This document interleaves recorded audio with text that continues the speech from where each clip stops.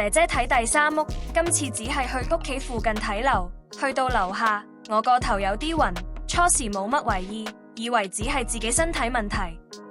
上到去，大門係密碼鎖，個女經紀試咗幾次都開唔到，佢話唔緊要，我問咗管理處攞定鎖匙卡，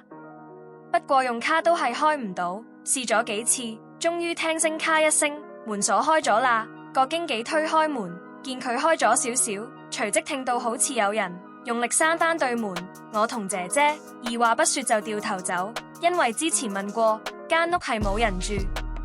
我們落到地下，離開堂大廈後，我頭暈立即消失，唔會咁巧合啩？嗰時我先知道，原來我頭暈係受到上面隻阿飄嘅影響，佢嘅能量肯定唔低，我哋連門都入唔到，莫說入去住啦。再睇第四間屋，依家上到去，經紀話個業主仲未搬走，入屋後左手邊有間房，當時係中午，陽光應可照到房間，唔使開燈，但我見到間房黑氣沉沉，嗰種黑氣同唔夠光嘅暗係唔同嘅。我姐姐已要求入房睇睇，叫經紀開一開燈，我本能覺得間房有啲問題，所以冇入去。